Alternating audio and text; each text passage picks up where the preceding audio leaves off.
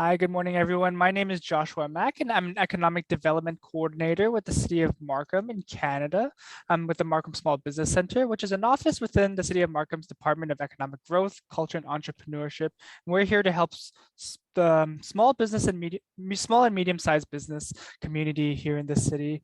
We offer training and consultations on business planning, budgeting, sales, marketing, sustainability, and more.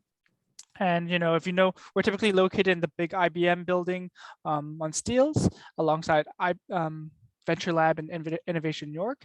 And we have today we're here for our digital marketing strategy series with Northern Mo Apton here, and he'll be going through these things. So today is only part one of the series, and if you signed up for the other ones. That's amazing. Otherwise, I'll put all the information in the chat below. I'll be monitoring this chat at this time. So without further ado, Apton, take it away. Hey guys, how's it going? So just before we get started, if anybody has any questions that they want to ask as we go, feel free to jump into the chat and leave them over there. If you guys want to unmute yourselves after a slide and just ask a question, you can also do that as well. Typically, a lot of these sessions, what I'll do is I will go through all the slides. If anybody wants to jump in at any point, they can jump in at any point, as well as at the very end. Usually, a lot of times, these become half an hour to hour long discussions where everyone's asking about the business, what they could possibly be doing. But again, if you are a little bit more shy or you want some one-on-one time or something like that, by all means, the last slide, I have my information where anybody can contact me, and I do a free session with everybody afterwards if anybody wants it as well. So to kind of jump into it, I'm just going to share my screen here. So I am the founder of Northern Mo. Northern Mo is a digital marketing company I started when I was around 12 years old. I got my start on YouTube. I started off by just showing people how to hack their iPhones and how to get cool looking themes on their phones and that kind of stuff back when I was in the 8th grade. I got to high school, and when I was in high school, I started to hack people's phones in school, and very quickly made a couple $1,000s, which my parents thought I was doing something illegal and had grounded me. And during that period of time while I was grounded, I was like, what else am I going to do outside of try to find more ways to make money on the internet while I was making money on YouTube? So while that was working out for me, I started to build these Twitter pages. So I quickly, by the end of high school, managed to amass about 10 million followers across various different pages on various different themes and niches, from cute animals to EDM music to rap music, and kind of so on and so forth, to be able to work with various different companies. By the end of the 12th grade, I was managing about $5,000 a day in ad spend for various different clients. The funniest part is nobody had any idea how old I was. They all thought I was somebody going to an agency probably in my mid-30s when I was about 17 years old. So I would always say I had other meetings until 3:30 before I could jump on with that, which was really fun. Went to university at York University. I studied kinesiology for 4.5 years. With the original hopes to go to med or dental school. And after I graduated, I realized that my business was doing well, my team was doing well, so I decided to continue to pursue my business. I have a twin sister who managed to go get her PhD, so my parents are happy that there's one doctor in the family. And everything has basically essentially continued to grow since then. So as we've continued to grow, we've had a lot of our techniques featured across a lot of really cool magazines and articles for the work that we've done. We've done about $150 million in online sales across various e-commerce stores. Most of the companies that we do work with are e-commerce brands. However, we've worked with a lot of different apps as well as service-based companies. So we've also helped grow about 30 million followers worth for ourselves, as well as many of these other businesses, just through these strategies that a lot of people believe you need. Two different strategies: one to gain followers, one to make sales or pursue what you're pursuing. But the reality is you can actually do both at the same time. That's actually something else that we're going to touch on later today. So just a couple of little case studies that we worked on. Self-care station, this is a great one that we worked on. We got to work on from the very beginning, and they're doing about $400 a month in sales. We helped them scale to about $3.5 million USD per year, all within the first 3 years of working with us. So we helped them grow about 500,000 followers in the first year. They had a 3.4 time return on every dollar they spent. So if you guys ever see the word ROAS, it's just an acronym that stands for return on ad spend. This is just for every dollar you're spending, how much money are you making back in sales. So we helped them increase their monthly sales in the first 12 months by 20x with a 3.4 time return. Next brand that I love to show off is Ivory Yellow. This is a brand that donates back to saving elephants and causes of those sorts. Within their first 4 years with us, we helped them grow from 0 to about $30 million per year. And this was actually the company I was managing about $5,000 a day in ad spend for back when I was in the 12th grade. We also helped them gain about 1.3 million Instagram followers in that period of time, as well as 400,000 followers on Twitter.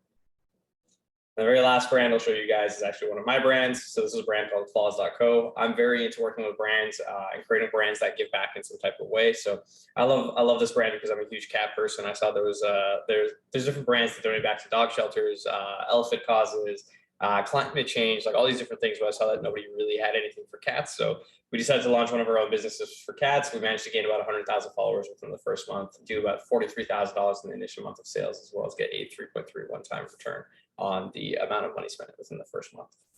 And then the very last thing I always love to show is that I love making memes and I like making them go viral on the internet. This is a random meme that I had made quite a while ago, back in 2018, that got pretty big. It got featured on the page Humor, and it managed to get around 20,000 likes. And then BuzzFeed picked it up shortly after, and it got over 100,000 likes with all my friends sending me messages saying like, "Hey, did you see you're on BuzzFeed?" All these kind of cool things. So today's agenda on what we're going to be going over is how you can build a digital strategy for free, all the different platforms that exist out there that you can use. We're going to get very specific primarily on Facebook and Instagram's platform. I'm going to explain why in the next slide. After that, we're going to go over a lot of these free online tools and resources you guys can use to essentially build and research your own marketing strategies. It's not as hard as you'd think. A lot of people think you need to sit down and hire an agency and pay them thousands of thousands or tens of thousands of dollars to develop this unique marketing strategy, when the reality is they're probably using all of these tools to do it just as fast as I'm going to teach you guys to do today. After that, we're going to get into Facebook and Instagram ads 101. I'm just going to teach you guys the basics of how you guys can actually run those ads and how it's actually a lot more simple than you might think. And we're going to get into like a very little bit of ad budgeting 101 and essentially where you might want to be with your margins and all those different types of things. That is one that's going to be a little bit shorter, but I'm going to leave open to a lot of questions if anybody's curious about that. After that, we're going to get into how to build content that will resonate with your audience, which is a very key thing that you can get so much free reach and free connection to potential clients through Instagram Reels as well as TikTok. And the very last thing we're going to get into is how you guys can organically fight that Instagram algorithm once you guys have found your motion that you're noticing some follower growth, whether it is through paid ads, whether it is through sharing that great content on Instagram Reels or TikTok Reels, and you're growing from there. So the very first thing we're going to talk about is all of the platforms. There are so many platforms. There's Facebook, there's Instagram, there's Twitter, there's Pinterest, there's YouTube, there's TikTok, and there's even more on the rise just on the side. And you might be thinking like, where do I start? Can I be on everything at the same time? The reality is you can be on everything on the same time if you chose to. But what you want to do is you want to hyper focus on a couple of these. Personally, what I recommend for everybody, depending on where your business is at, I think everybody needs to start on Facebook and Instagram simply because the platforms you can build a marketing campaign simply in one platform that can run on both. It makes everything very, very simple. And from what I've noticed on the hundreds of thousands of dollars that we spend per month on ad spend, it is where everyone is getting the cheapest cost per result. A lot of people believe like I should get on Twitter, I should get on Pinterest, I should get on YouTube, I should get on TikTok. They all have their own place for their own thing. What I usually recommend for people is that you start on Facebook and Instagram, which is what we're going to discuss very deeply today. You can then use the growth that is coming from these places and push that over to these other platforms. So you can grow these other platforms naturally for free. All you really have to do is take your content that you are making for this. You want to look at content as a whole. You're making content for everything. You can take your content that you put on YouTube. Maybe you are making I saw somebody here is working in tax. You can make content for tax, and there's no reason you can't make a 10-minute version for YouTube, cut into snippets that are, maybe you make like 10 different pieces of content that are meant for Instagram Reels and TikTok out of that. Maybe you want to take smaller pieces of it to post on Twitter or Pinterest. So the way I always want to look at content as a whole is that you're making content and you're snipping it up into pieces, you're adjusting it, you're making it longer, you're making it shorter, and it's meant for all of these different platforms across everything. So we're going to talk about research and content strategy pretty in depth. I'm going to give you guys a lot of tools on how you guys can either, if you want to start your own marketing company and consult for people, or if you guys just want, maybe you want to start your own business, or maybe you're working with people, maybe you have friends that are starting their own businesses and those types of things. Maybe you just want to help them get a little bit of a more sound idea before they decide to spend $5,000 or $10,000 on a marketing campaign.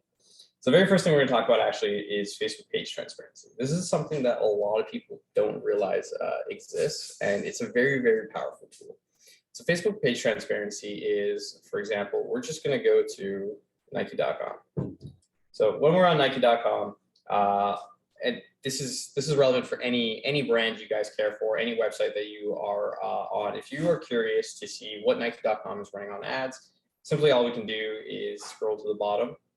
At the bottom of almost every website, what you'll notice is that you have all these different social icons. You have their YouTube channel, you have their Twitter account, you have their Instagram account, all these different things. All you need to find is a little Facebook icon. If you click the Facebook icon, this will take you onto their website, and within the Facebook website, within the Facebook page that you're on now, you have all these different things. You have home, about, photos, videos, more. You have the posts that they're making, you have the photos that they're posting, you have the about section that they have as well. And all you have to do is scroll down just a little bit. You'll find this little area called page transparency. Within page transparency, you will see all button over here. Click the see all button. And within the see all button, you're going to get this little pop-up. You can see a lot of details from the brand here, such as the brand name itself, if it was ever changed or adjusted when the page was created, where the people who are managing the account actually are. So if you're curious to see where the competitor might be based out of, or the people they have hired that might be managing the page for them, you can find that all here.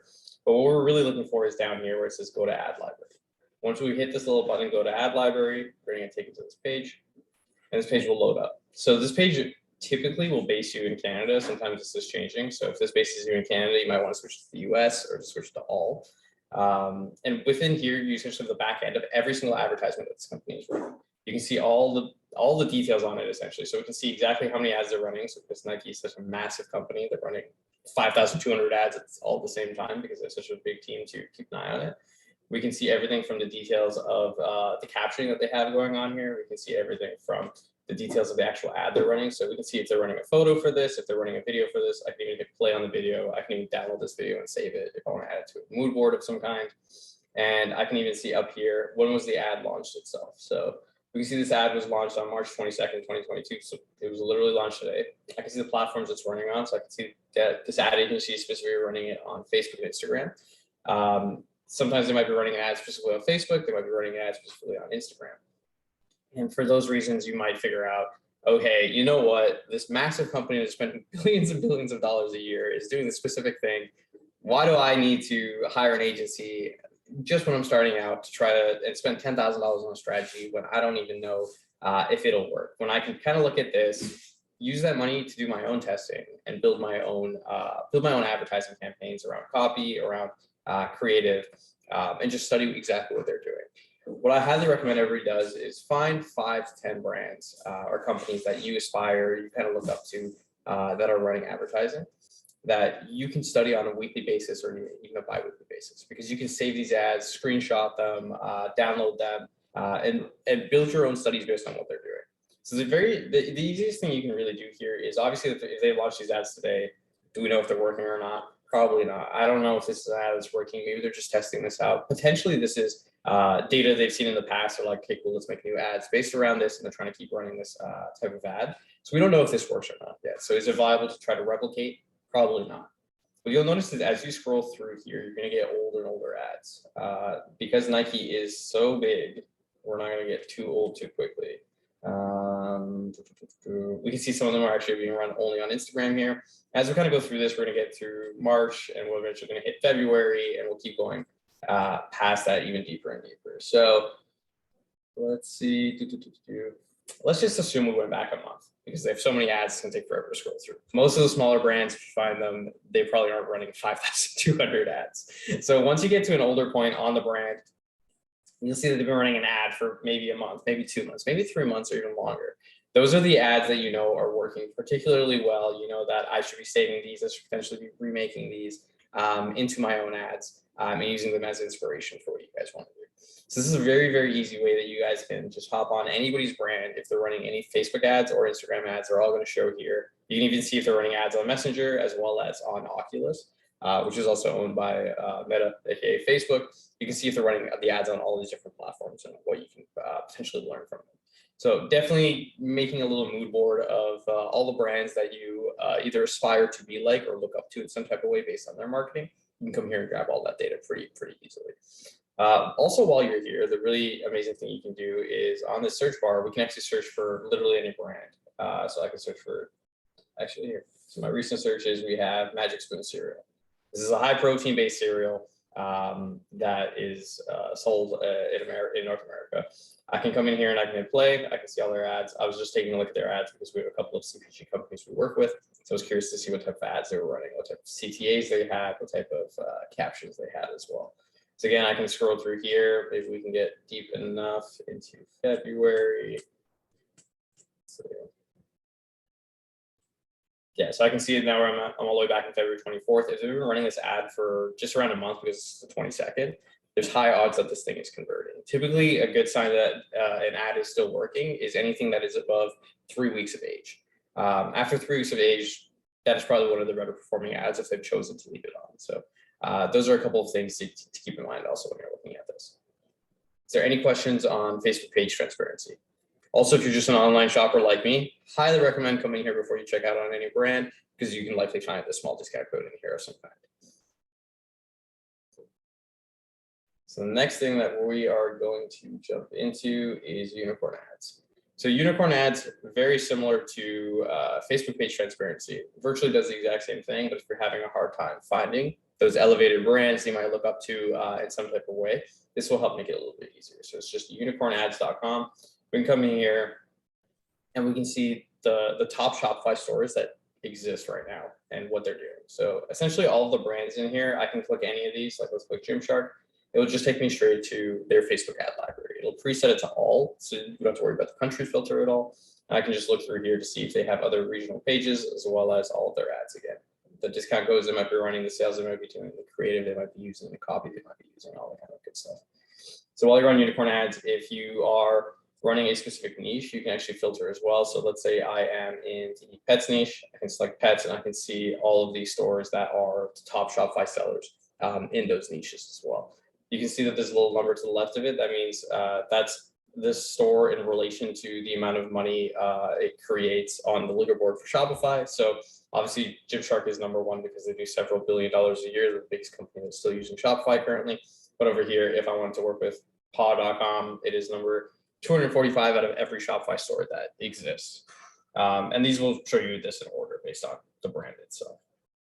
So unicorn ads, quite a simple tool to use. It'll just help you if you are in a specific, in this case, e-commerce niche. If you guys are doing anything in e-com, you can come in here and try to find the most accurate niche for you and the brands that you can compare yourself with if you are having a hard time finding those brands that are out there.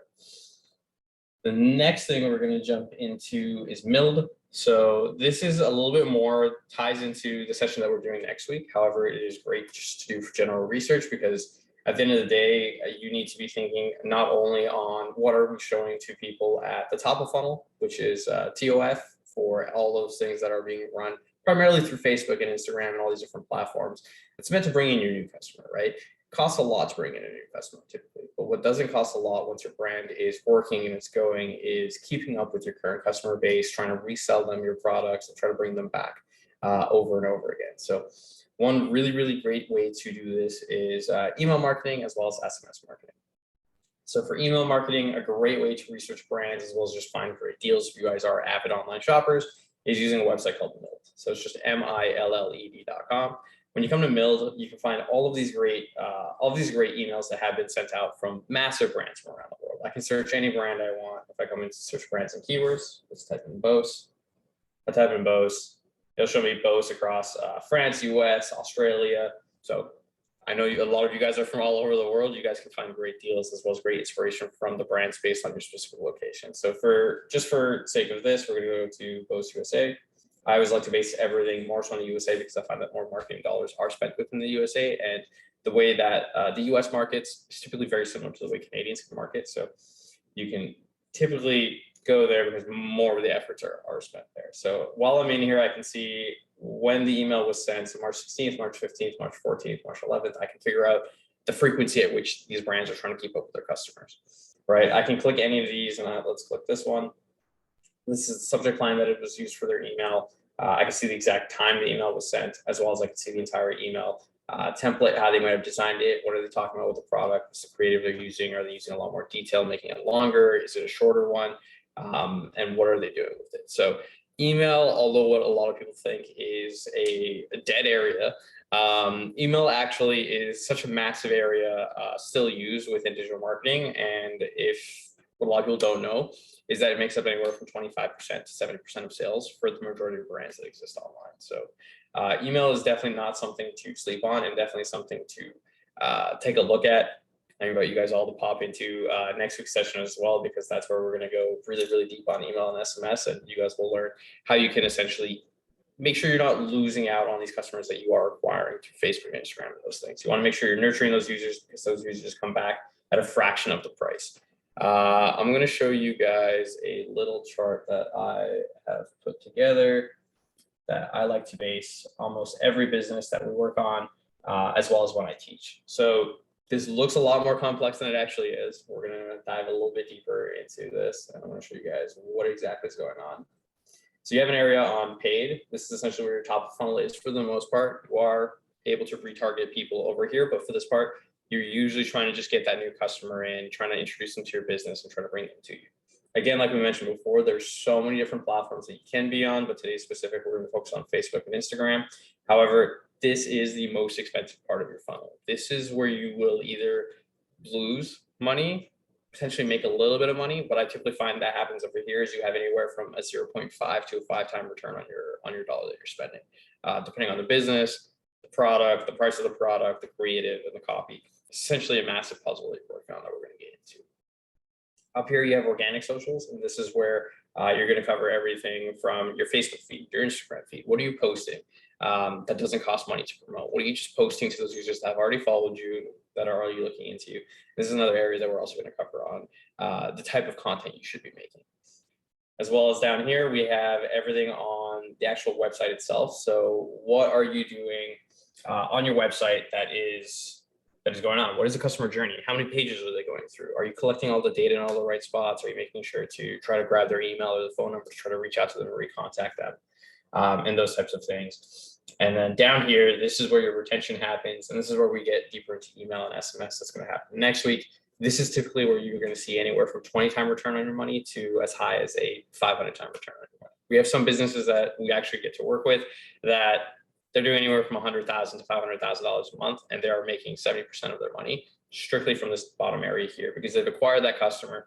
And once you've acquired that customer, it is so easy to resell to a person who loves your brand, or who's already happy with your services, or who's content with the information that you give them. So this is essentially the ecosystem that you want to build as a whole. There's a lot to it. You don't need to worry about all of it just yet. We're going to take baby steps to fully get through it and cover a lot of these different areas to help you guys get through all of this kind of stuff. The next tool that's actually really, really great as well, very similar to Mild, is a tool called Klaviyo Showcase. So Klaviyo is a massive tool that I recommend almost everybody to use. I'm a big fan of it. I use it with every single one of my clients when we're doing anything in terms of building an email list, sending out a lot of these emails, as well as sending a lot of text messages to their user bases as well. It's a very, very awesome tool. It holds your hand through a lot of things you're doing. And again, we're going to cover it a lot deeper next week. But they have this amazing tool that's built into it called Showcase. Showcase is very similar to Mild, but because Klaviyo is actually sending out a lot of these emails for their user base and their client, they're actually able to study a lot of these things and reach out to these users and say, hey, we'd love to add your email that you sent out onto the Klaviyo Showcase. So this is actually where you can see a lot of the best emails that are being sent out, a lot of the best SMSs that are being sent out. There's additional filters that Mild actually doesn't have. So I can say I want to take a look at emails, go to campaign types. Let's say I want to send a newsletter, and I want to keep going. I can even get down into industry. Again, a lot of this has to do in regards to e-commerce. However, if you do go deep enough, you can find some other things, as well as if you are in other industries, it's not too hard for you to take a look at these, probably be able to pull some of the information out of these and transfer it and transform it and adapt it to your industry or your brand. Also, another thing I love to recommend to people is make a random email, find all these brands that you love that truly represent what your business is meant to be, and you want to study their tactics. subscribe to their emails over there and just follow them over there and check out every single thing they're doing so you can keep up with it. So those are two amazing tools that I love to recommend to everybody just to study email marketing wise. And usually you can draw a lot of inspiration just on how should I be doing my photo shoots? How should my content look? Because these are the professionals that have spent millions and millions and millions of dollars doing their own research, trying to figure that out for you. So there's no reason you need to go and spend copious amounts of money on a brand that you haven't even fully tested yet. You can pull a lot of this basic data yourself, create your marketing strategies, run those marketing strategies. They're working for you, and now you're managing to scale the business, and you have this extra ad dollars you want to spend specifically on testing yourself to find the perfect creatives for you and your brand.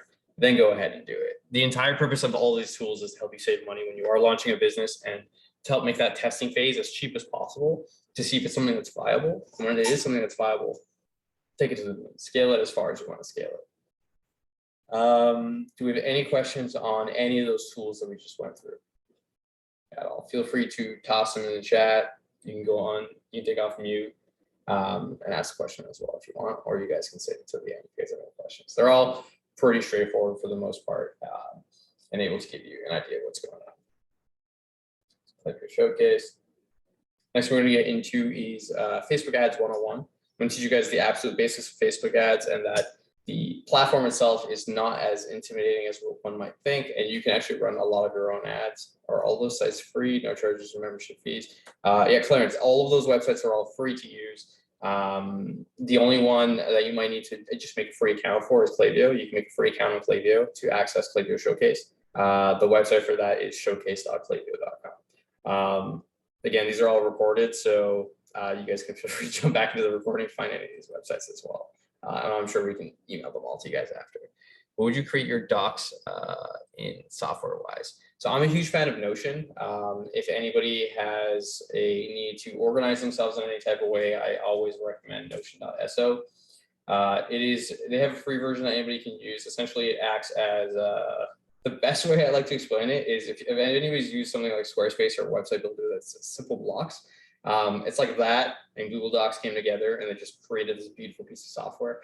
I manage my entire company within it. You can try for free. I recommend it to everybody for free. Even the paid version that's unlimited features on everything is only $4 a month if you are running it on your own. So MC, I highly recommend Notion.so because my entire brain is in there. If anybody needed my brain, you can just access my Notion and grab all the details from there. Could you repeat that name? Notion. So it's the one on the screen here. It's just Notion.so. Chat for you as well. Notion.so. I thought that Facebook charges for the ads as well as Instagram. Please confirm. Yeah. So Maryland, Facebook, if you are running ads, you can pay for them. However, to access those tools, such as like the ad library, these tools are all free for everybody to see whenever they need to see them. I was just, let's see, Sarah S. Lol. I was just about to ask what the security is like on Notion.so.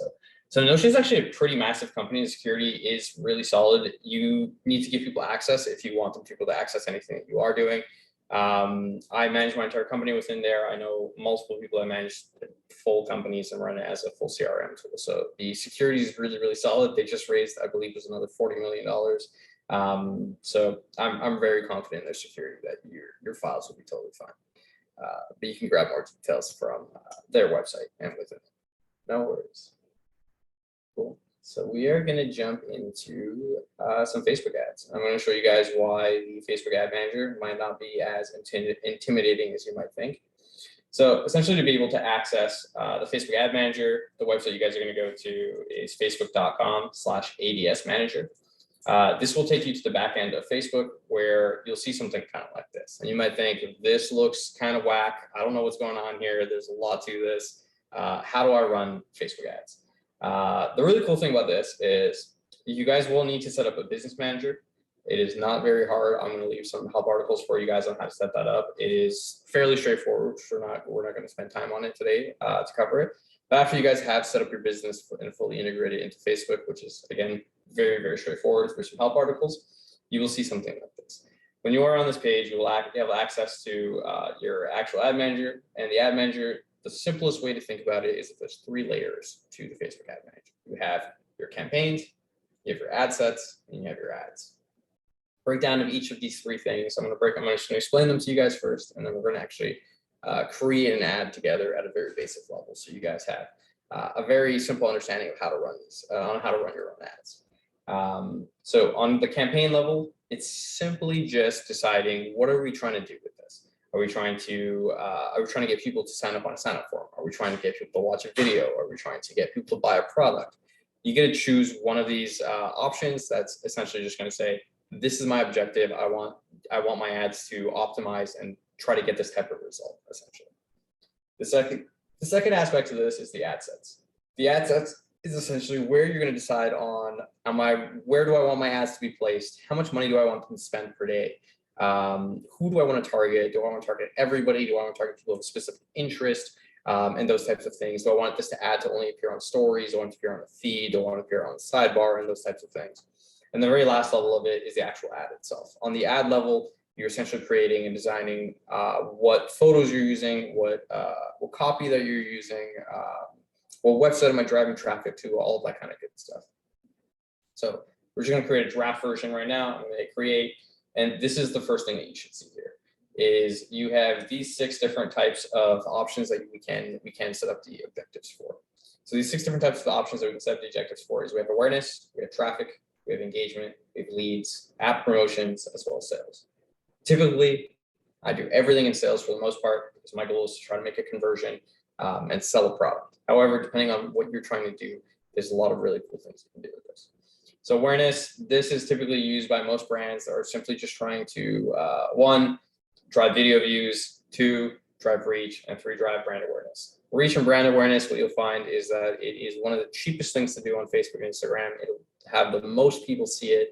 You might be asking, Abden, if I can get the cheapest results here and most people are going to see it, why wouldn't I just run these? Why am I running conversion ads? Why am I spending more money on these other types of things? It's because although it is hitting the most amount of people, odds are it's quantity over quality is what's going on. Some of the brands we reach for and brand awareness for are those brands that are selling products that are found in grocery stores that they don't sell online. We're just running the ads for everybody around that area, trying as many people as possible, trying to have them see it multiple times, try to drill it into their brain so that next time they go to, we have a brand that sells ice cream that is 7% alcohol, and they are available in Walmart across the US. And we'll run awareness ads for them in specific, just so that all those users are trying to, they're seeing the ad 2 or 3 times to see the actual brand name, and they see Walmart in the creative, and it just keeps their brain jogged that next time I go to Walmart, I'm definitely going to go look at this and potentially purchase this product. Next thing we have here is traffic.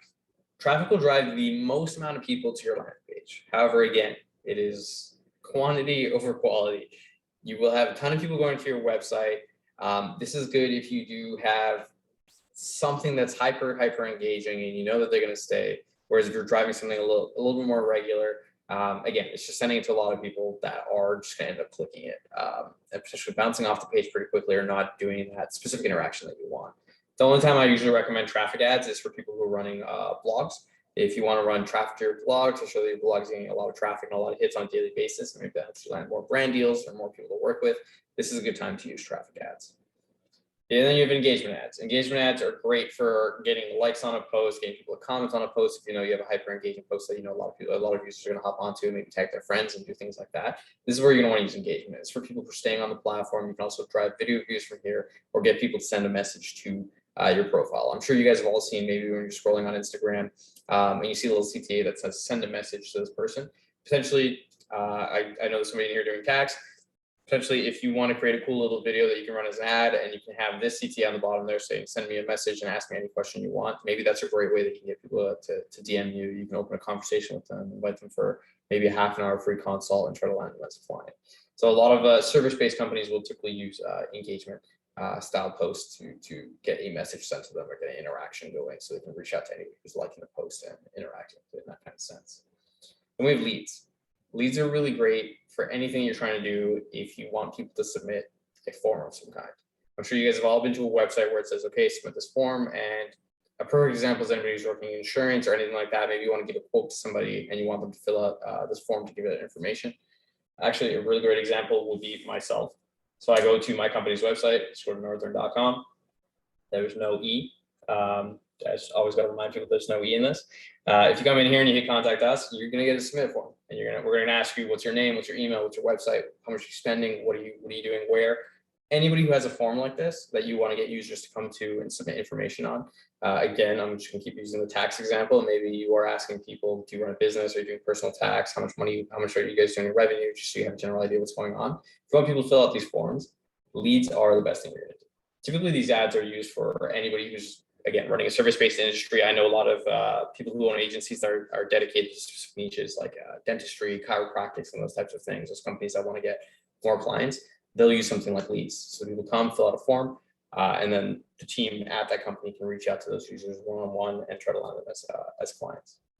They have app promotion. If anybody here is a developer and has their own app for their brand or has an app in general, this is where you're going to want to do this. Optimizes specifically for getting you app installs and downloads for your app. The very last one, and the place that I live majority of the time, is in conversions. And that's the example we're going to show today. So if anybody has an e-commerce brand, is looking to launch an e-commerce brand, or is working with an e-commerce brand of some kind, or anything that sells online, because this has become our future, you're going to want to run sales campaigns. So we're going to click sales. We're going to hit continue. This is all that there is to that original first layer, the campaign level. All we're doing is deciding one of those 6 events. What do I want to try to do? What am I trying to optimize for? It's literally it. So we've decided conversions. So now we're on the next level, which is the ad set level. The ad set level, I'm going to name these for us. So we're going to call this layer 1. And nothing within here is something that you guys don't want to touch on the basic level. You can leave all of this the way it is. A lot of the stuff in here is slightly more advanced that we can teach in another class, as well as if once you guys have started spending money and you start getting into maybe spending $100 a day, $200 a day, $1,000 a day, that's when you're going to come back in here and make some adjustments in here, depending on what's going on with the algorithm, those types of things. So again, you guys can leave these options off. They just add it for additional split testing, additional testing once you have enough budget for those types of things. And it's not something you need to worry about today. So layer 2 is our ad set. Within layer 2, this is where you can decide what exactly you're trying to do, how much money that we're trying to spend on a regular basis, whether we have a lifetime budget or a daily budget, the audiences we want to target, and the placements we want to use. So starting at the top over here, am I driving traffic to a website, an app, a website and an app, Messenger or WhatsApp? Typically what most of you are going to be doing is just driving directly to a website. So really this website. You have several different options you can also use. So when you do set up a pixel on your website, which you guys will do when you guys are setting up the business, again, through those articles, it's really straightforward and it's the same process for every single person. When you do set up the Facebook pixel, you'll be able to choose all these different events that we want to optimize for. Am I trying to optimize for just getting people to add their payment info, to add to cart, complete a registration, donate, purchase, start a trial, maybe subscribe, kind of so on and so forth. You're going to have all of these options here with a lead form, if I wanted to schedule a meeting with me, kind of so on and so forth. So no matter what you're doing, there's an optimization for it. And because Facebook has run so many different tests on these different things, it's able to find those specific people at the cheapest cost per result that will come and do this exact thing. If I'm trying to get people to schedule an appointment with me, I'm not going to run a purchase campaign or a donate campaign, obviously, right? So for the sake of this, we're going to say purchase. Let's say I'm running a brand and I want people to purchase. I'm going to say purchase. As we scroll down through here, again, you guys don't need to worry about dynamic creative. This is something you will think about once you guys are spending higher amounts of budget, and it's part of a deeper teaching lesson. The next thing we have in here is budget and schedule. So this is where you can decide, do I want to spend a certain amount of money every single day, or do I want to spend a certain amount of money for the lifetime of this campaign and see how well this campaign does? So this default sets daily budget of $25. I can come in here, let's switch this to $10. Let's say I want to spend $10 a day because my budget is about $3,000. Sorry, $300 a month on $3,000 a month on what I'm going to be doing. So I'm going to be spending $10 per day. I can set a start date to it, exactly when I want it to start. I can have it immediately start, or I can have it start later on. Or instead, if I want to set an end date, and we're going to set a lifetime budget. That's what we're running here. So I can have this run at a lifetime budget. Let's say I only have $450 to prove that this type of campaign might work, and that's what I've allotted for this type of campaign. That's what I'm gonna run here. I'm gonna leave it at $450. I'm gonna set start time and end time, and Facebook's gonna find an average amount to spend as it's ongoing. What you'll learn from here is, depending on what it's spending every single day, you'll notice that some days it spends more, some days it spends less. If you do budget, let's say $100 or $10 a day, what you'll notice is that some days Facebook might spend $7 or $8, and what you'll notice is that Facebook might spend 11 or 12 or $13.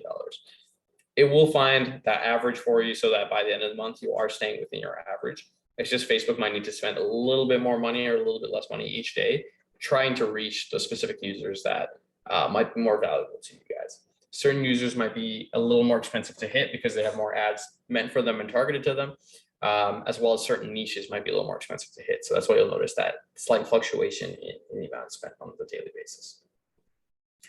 We have more options here. I can set it so the ads are running at a specific time of day, maybe between 10 a.m. and 5 p.m. If you think that's the most optimal time to do. What I personally recommend is let your ads run all the time, let Facebook optimize. There are tons of people who are making purchases at 3 a.m. is what I've noticed in a lot of different niches. A lot of people are just doom scrolling in the middle of the night, see something they like, decide to make an impulse purchase, and they might convert for you. So I always do recommend letting Facebook do its thing and running these ads at all times of the day. Next thing we're going to get into is the audience. The audience is this is who you're actually targeting. Are we going to target everybody? Are we targeting specific gender? Are we targeting specific location? And those types of things. You notice that we have a couple of options here. So it's going to default to Canada, obviously, because we're in Canada. I can very simply hit edit. I can change all these different things. I can include the US. I can include maybe the UK, or Australia. Depending on where you're at, you can specify these things. If you know that a big factor of maybe your company is shipping the actual product to those users, and you think, I can't ship to Texas, that's way too expensive. I only want to ship within Ontario. I can choose countries, I can choose provinces, I can even get down to towns. If you guys know the specific address of where you want to target, you can get that specific. Let's say you have a product being sold in a specific store and you want to build awareness around that store. I can actually put in the coordinates to the store, the postal code to the store, the address of the store. I can say I want to target within a 10-mile radius or 10-kilometer radius or whatever you think is most applicable to you. So if you guys do want to get hyper-targeted with location, you can do that. The trade-off, though, however, is the smaller that group of people you're trying to target is, typically the more expensive it can get. The further out you guys from branch to targeting an entire country, typically what we've noticed is that's where you're going to get the cheaper results. Obviously, that is dependent on your brand and your company. Are you able to ship that far? Are you able to work with users in different countries and different areas? That's where you're going to want to have high considerations on what you're doing there, what the trade-off is. We can also select age. So maybe you are trying to stay within a specific age group. You can go as low as 13 years old. Maybe if your product is meant for children and they're trying to convince the parents to buy it for them. However, majority of the time, if you want to do additional interest targeting in those things, you want to stay around 18 to 65, because obviously those are the people that likely have jobs that can and credit cards to pay for your product and might need your product. So if you know the age demographic that your product is meant for or that your service is meant for, this is where you can get specific on that and adjusting the aging. But maybe potentially you have a product that's only meant for men or only meant for women. This is where you can also get specific with that. So you can select the gender, you can select all. And then detail targeting, this is where we can get hyper specific. Typically what I end up doing for most brands is I'll create 3 versions of ad sets within a campaign. So let's take, for example, the snack company I work with called Remix. They make high protein, essentially dark chocolate, and they use black beans instead of cocoa beans. Tastes phenomenal, 13 grams of protein in it. And what I decided to do was I was drafting up, who am I going to target with this? So what I came up with was 3 different ideas. Typically the first group that you want to target is just broad. We're not going to select any interest. We're just going to leave it at this age group, the location, and we're going to let it run to everybody. We're going to see if Facebook can truly figure out, is this the cheapest cost per result we're going to get? And it's going to start running it to all of those users.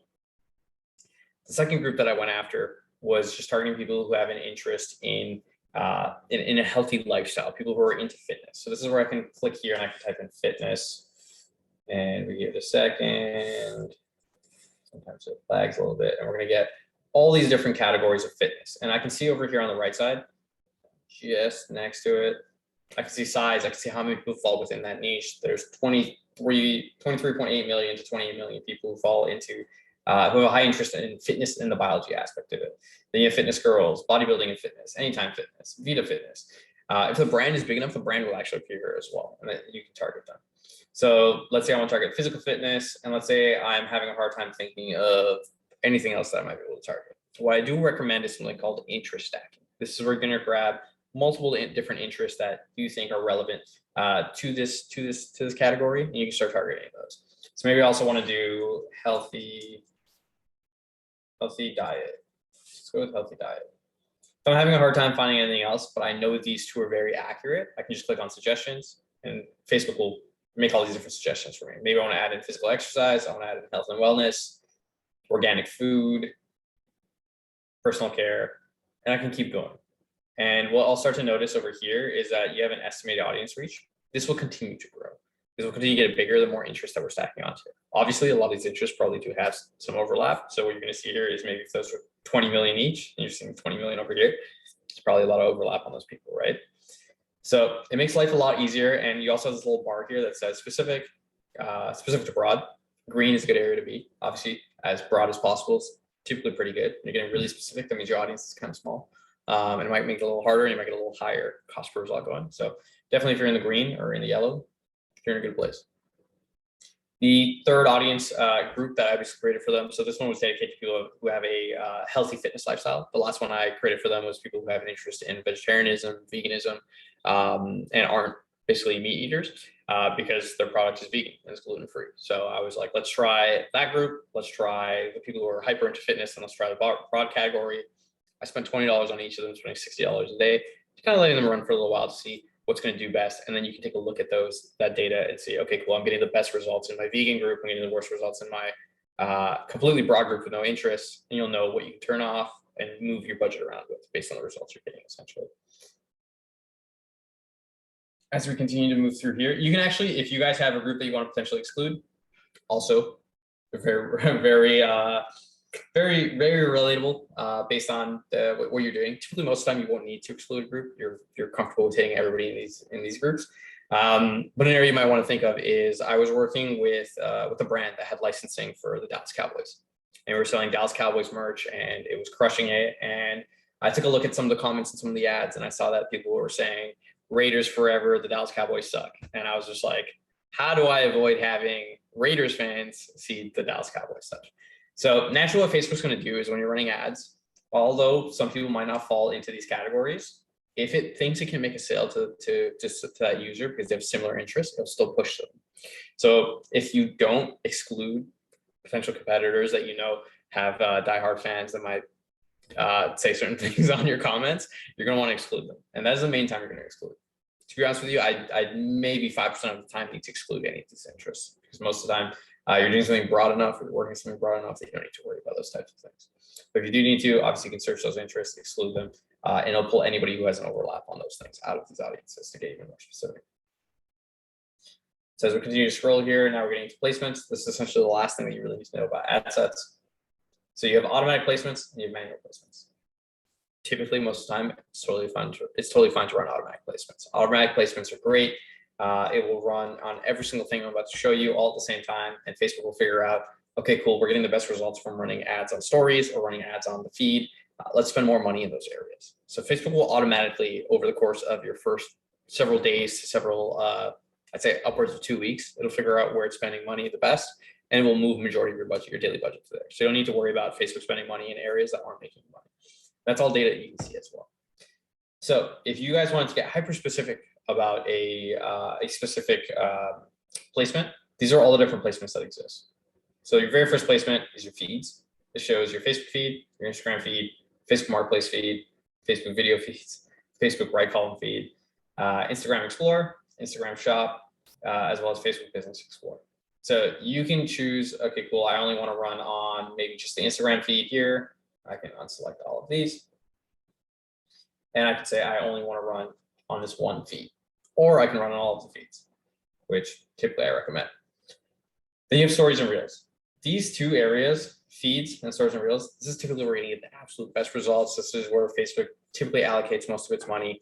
And the really awesome thing about this, again, is because Facebook and Instagram are the same company owned by Meta, you are very easily able to run on both these different platforms. You don't need to have a different budget for each of them.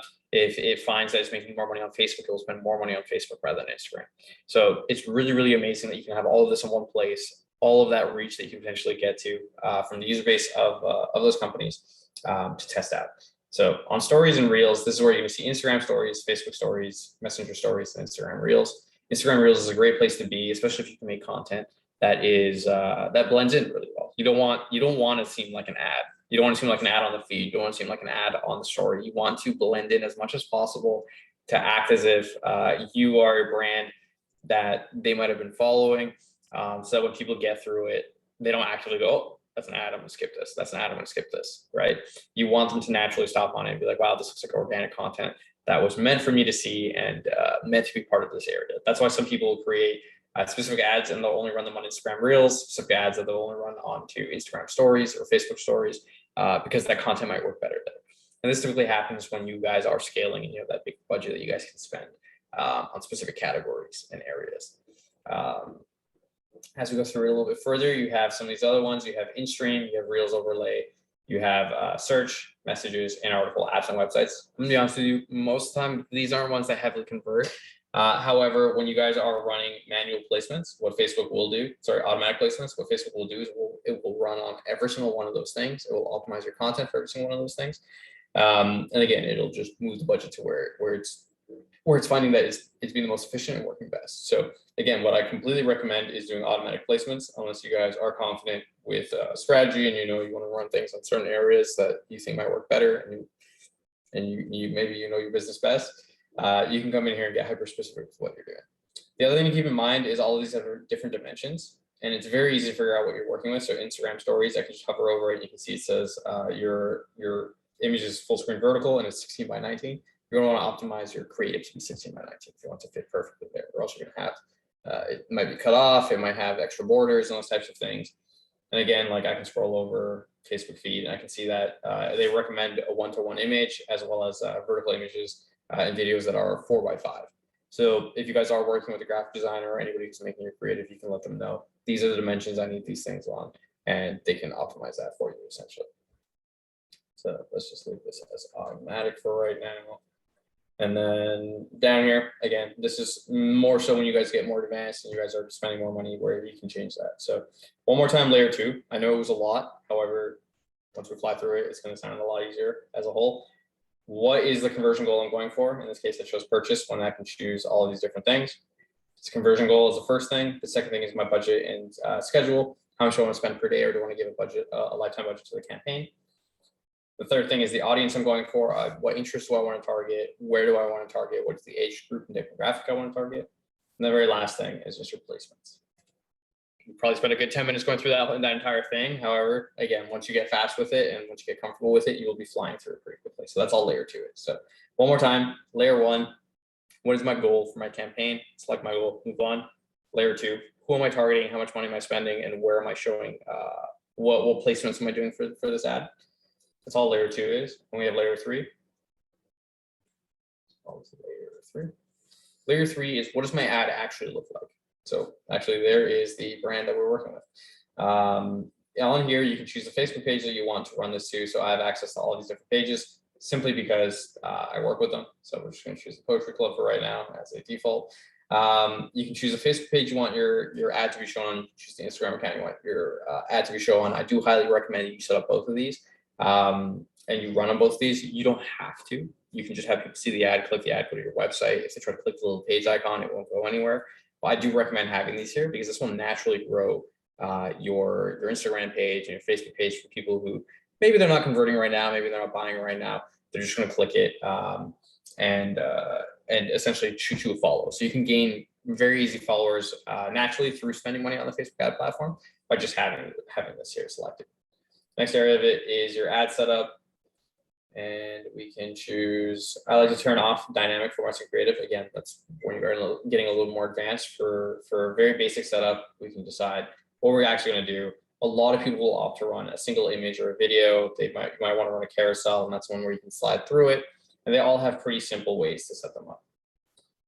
So if I want to run a carousel, I can upload a bunch of different images. So let's just select, do I have any images on here? let's take this funny photo there and have this funny little photo of me.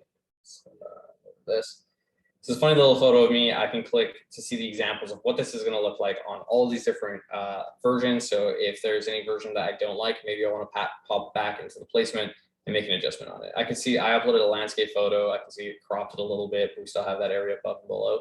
Maybe this isn't the best thing to run on stories, right? Maybe I need to get more custom content for stories, or maybe I want to crop this in some type of way. You can also write headlines for this, descriptions for this, as well as input the website URL. So your headline, I can say, hey, buy my stuff. I need money, please. That's it. Away from that, and I can see what it's going to look like, where that is going to appear. And over here, I can see that it's appearing just below it as the caption. On the Facebook feed, it'll appear just above it on the actual headline for it. It's like the description, very detailed work. Click away, and you'll see if it applies to that specific variation that you're looking at. You'll see that it will appear there. This is not updating for some reason, but typically what you'll see with description is it will appear here. You'll see the headline will appear up here, and then your website URL. This is just if somebody clicks this, it will take them to that specific website URL. A lot of people, what they'll end up doing for carousels is if they're running a carousel with multiple different products, they're trying to show up different t-shirt designs and those things, you can have each URL go to that specific landing page instead of sending it to your home page. You want to send it to a specific page on a specific product you're selling and those things. You can actually go a much simpler route and use a single image or video, and this is where you can add the media. You can add an image, you can add a video, or you can add from the catalog if you've already uploaded things into your ad library. Again, your primary text, your headline, your description, all very similar things that once you start to do these things, you can turn on ad preview and we can see exactly the way it's going to look. So you have everything made for you. You can double check all your work, make sure it looks nice on every single platform. If it's looking a little weird on one or another platform, we can go back and adjust it and remove it and do what we need to do. Again, destination, this is just because I've switched to a single image. We no longer have the option to add the website link here. I can choose a website link on my own that I want to send this one image to, this one video to as well. We also have a couple of different CTAs. Maybe I'm selling concert tickets. Maybe I'm trying to run an app download.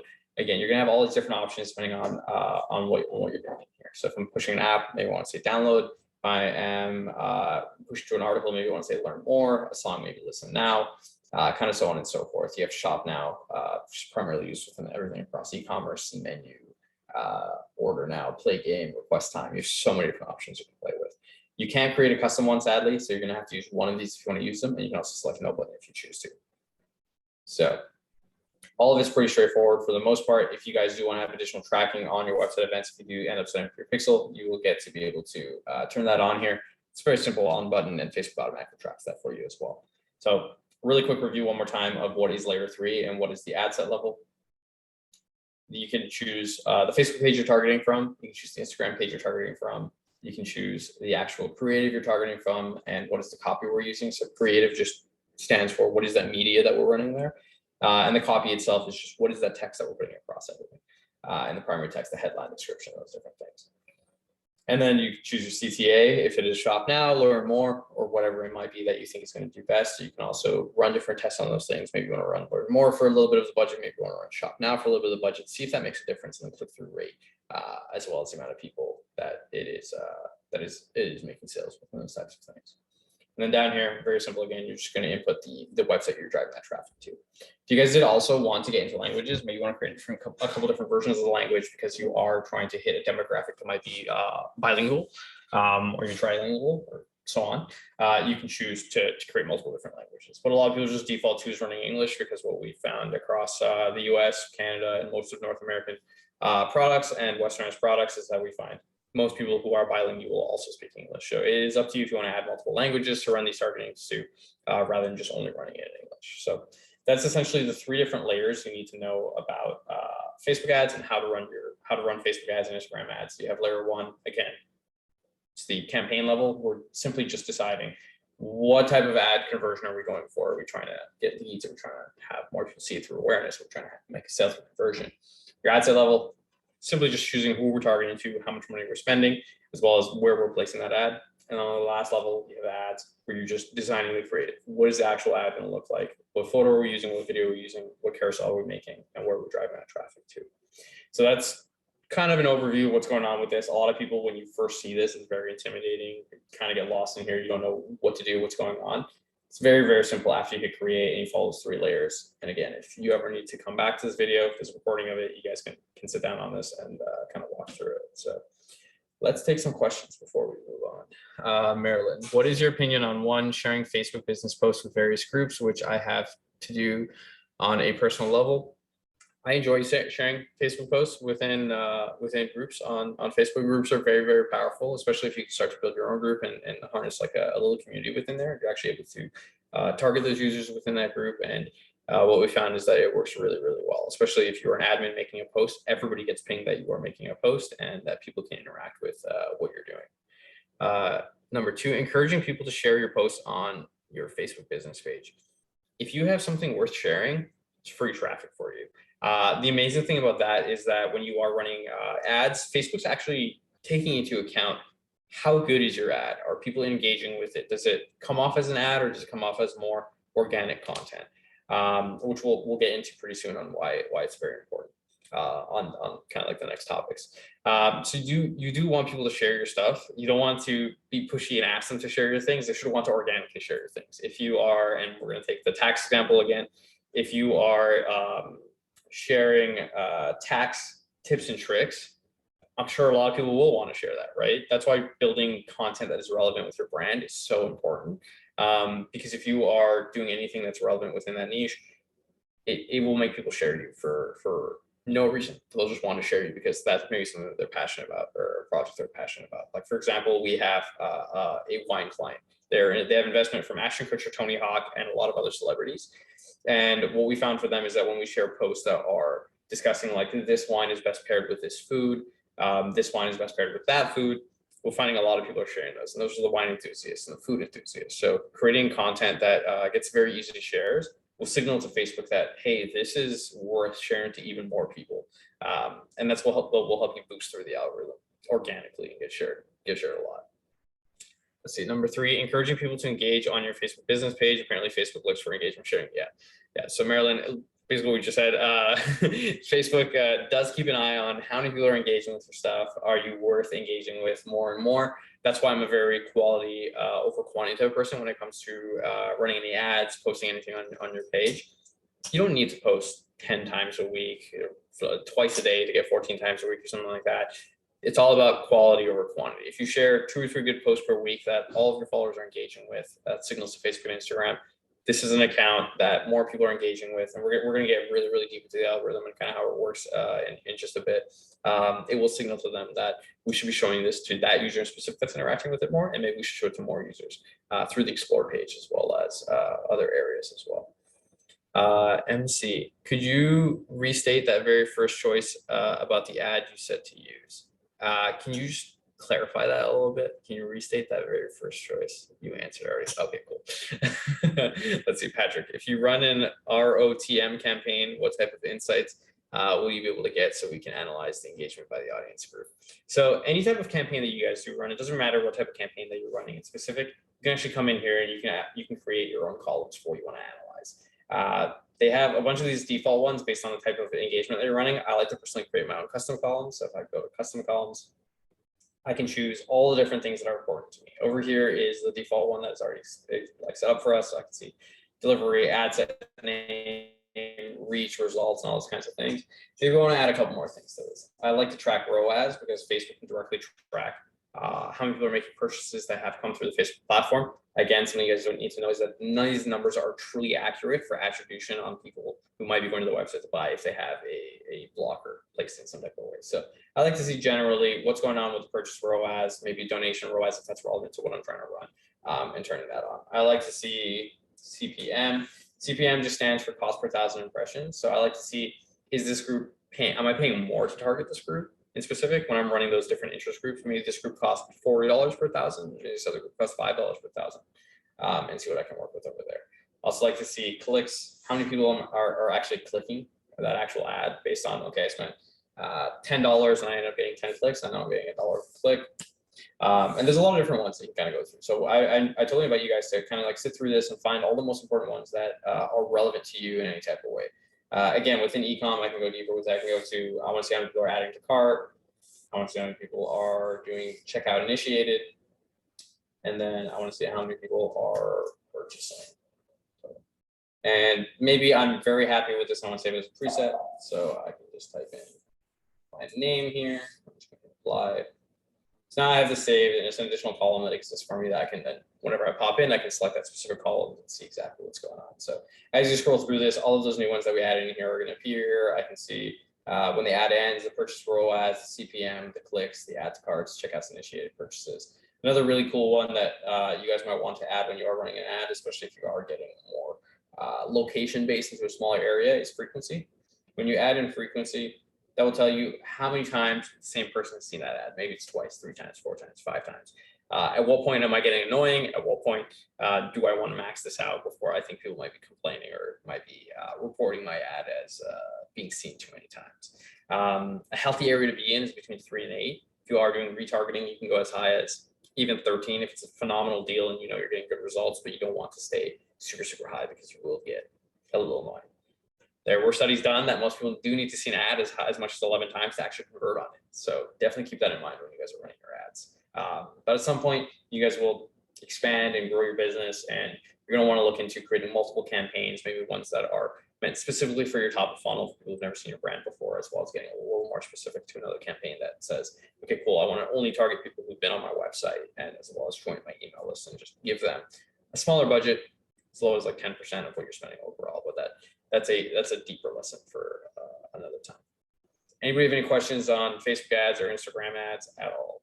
Also, a couple of extra things. If you guys are maybe a little more shy to ask a question here, by all means, at the very end of it, you guys can shoot me an email. I will sit down with anybody for half an hour for free and give you some extra guidance if you want to ask some things in private. But essentially, that's how tons of companies run Facebook ads and Instagram ads. There's people who make entire careers off of this. Like, we have a small department within our agency that we do this ourselves. You'll find that a lot of people charge anywhere from around $2,000 to $4,000 a month retainers just to manage your ad spend with you, and the ad spend isn't within that $2,000 to $4,000. Typically, what most agencies will do is they'll charge you around $3,000 a month or 10% of your spend. So if you are spending over $30,000 a month, that's when their rate increases. If you spend 40 grand, they'll charge you $4,000 out of 10% because it exceeded the $3,000 rate. So something that if you can get really good with, there's tons of YouTubers on that will explain it even deeper. This is just the very, very basics, your very foundationals on how to run those ads. You can go and learn those things. I never studied marketing a day in my life personally. I have a undergrad in science because I wanted to go to dental or med school, graduated from that program, decided to pursue this because I got really, really good at it. So that is essentially that in a solid little nutshell. The next thing we're going to get into, so again, with this, how to budget, how much should you be spending, what are the cost per results we should be getting, and all those kinds of things. What you'll always want to refer back to is essentially this chart. It's a couple of different ways you can look at this. A lot of my clients might think on Facebook, oh, I'm actually losing money on this money I'm spending on Facebook here. I'm spending $100 to do $75 in sales. Is this a channel that even works for me? Maybe I shouldn't be running ads on this platform. Maybe I should be getting out of this platform and doing something else. What you need to look at everything is what I call a blended ROAS. So you have ROAS, again, stands for return on ad spend. You're going to look at everything as a whole. Although I might be losing some money over here on Facebook, maybe I understand that once I get this client or this customer, I know they're going to spend $500, $1,000, $10,000 over the lifetime of them being with me. That means it's okay to take a loss on your cost per acquisition. It's totally fine to spend more money to get that customer if you have the budget for that and you know that they're going to stick around for the future and spend more money with you, that you will be profitable off that acquisition. Down here, we're going to have your retention area, right? And this is where you keep bringing those features. This is where we're going to get a little bit deeper next week and talk about how we can get those customers to come back and really utilize them and make that margin, right? So something you want to look at for your overall budgeting is, what is the potential lifetime value of my customer? What is the cost per acquisition I can really get up to? So let's say you don't know the lifetime value of your customer. You're brand new. You opened a t-shirt store yesterday. You know that your t-shirt costs $10 to make and you're selling it for 20 bucks. Same with your hoodies cost 20 bucks to make and you're selling for 40 bucks. You now know that what you need to spend is half, right? You know, for every $100 you spend, you need to make $200 in sales just to break even, just to grow your brand. And that's assuming, let's assume you don't know your customer return rate. You don't think any of them are potentially going to come back just yet. You understand that what you're spending it needs to be half. And if you're not reaching that goal, you're going to need to play with creative, you're going to need to play with the copy, you're going to need to play with a couple of these things. But again, with those tools that I've given you guys through research on your competitors, you'll very easily be able to go study their copy. You'll very easily be able to go study their creative and make that creative yourself as well to apply to those companies. If you guys are struggling with creative at all, there's another free tool I want to give you guys. There's actually two here. We'll go to Pexels. So Pexels. The majority of these photos you find on here are actually free use commercially as well. So you don't need to pay for anything. You can double check the licensing on everything you use. I can come in here and I have a client that sells speakers for boats, and they have no content, like absolutely no content, and the content they have, not that great, right? It's like to come in here, I can search boats, and I can find a lot of photos I can use for free, commercially for free, and I can find a lot of videos I can use commercially for free. So we actually took this video, I believe, and we are using this video within their advertising. And we simply just add their logo around it. Actually, I don't think it's this video, but this is something you can do. You can download this video, put some of your advertising onto it, and make yourself look a little more professional than you actually are. If you don't have that budget to go spend $5,000, $10,000 on a photo shoot or something like that, you can get a lot of free content from Pexels, as well as you can get a lot of free content from Unsplash.com. Again, I'm sure we're going to put together like a list of a lot of these websites, and you guys will have a recording for this to come back to.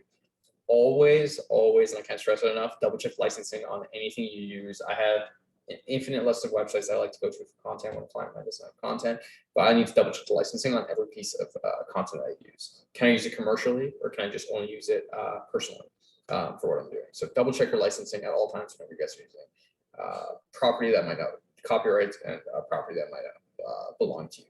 But those two websites, for the most part, a lot of it can be used commercially for free. So definitely take a look at those if you just need nice photos for a website, nice videos for a website, maybe nice photos and videos for your advertising as well. So again, with your budgeting, you're going to want to, the goal is always just break even at the start. Your brand will naturally grow and will naturally be worth more money over a period of time. And once you figure it out, what is that value of those returning customers? You'll be able to figure out how low can I get on my cost per acquisition? How high can I get my cost per acquisition as you are doing things? And again, one of the other metrics you can actually put into your Facebook ad manager in here is I can pop in here and I can hit customize columns, and I can actually add cost per result. Your cost per result, whatever you chose to optimize on, whether it was conversion, engagement, and those types of things, Facebook will honestly tell you it costs $10 to make this sale. It costs $5 or like 5 cents to get that like on that post or whatever it might have been. So you always want to keep an eye on your cost per result, and that's essentially how you budget if you're just starting out your business. If you know your lifetime value of your customers and those types of things, then obviously that's a whole different piece of it's a whole different ballgame, because you have all that extra data you can work with to understand. Awesome, I can take a loss on Facebook because I will make that profit later on with an email or later down the line with that customer or client. Does anybody have any specific questions on budgeting in particular? It's different for every industry, it's different for every niche. Again, I kind of default to e-commerce as a whole for the most part. We're going to go back to that tax example. I know that I have been with my accountant for over a decade now. I am not leaving, I'm not going anywhere, because I've settled down with him, and I love the work that he does. Potentially for you, you know your lifetime value of that client is going to be $10,000, $20,000, $30,000. So you can afford to spend maybe $4 or $5 grand just to acquire that one customer, because you know the lifetime value of that customer is it's gonna stick with you, and maybe they're gonna refer you out further. Last call on any budgeting questions before we move on. Cool. Next thing we're going to jump into is, how do I build content that resonates with my audience, and what are we going to do with everything that is going on? So how do you build content that resonates with the audience? And again, we're going to get a little econ specific. If anybody has any questions, by all means, feel free to jump in and ask a question. So two of them we're going to look at here is these two clothing brands. This is kind of how most content is created for these clothing brands. It is photos of the clothing and people taking photos of themselves wearing the clothing. Majority of the time, I'm only me as an Instagram user, and you guys can ask yourself the question as well. How many times are we going to like this photo of this jacket or this pair of jeans before I just kind of like decide to just kind of scroll past it? And this is what happens that ends up killing people's algorithms. Although people get millions and millions of followers, that you'll notice that they're not getting that many likes. And what you might think is, oh, maybe this account bought fake followers. I think H&M has like 10 million or 20 million followers, and they only get like, I think it's like 30,000 likes on their posts. And you might be thinking, oh, maybe they bought a bunch of bots and they have all these fake followers. it's not always the case. A lot of the time that people will gain these followers, and because their content isn't engaging enough, it's not getting any shares, it's not getting any likes, it's not getting any comments. Instagram and Facebook realize, okay, cool, this is definitely not an important post for you, and they'll move it way down your algorithm.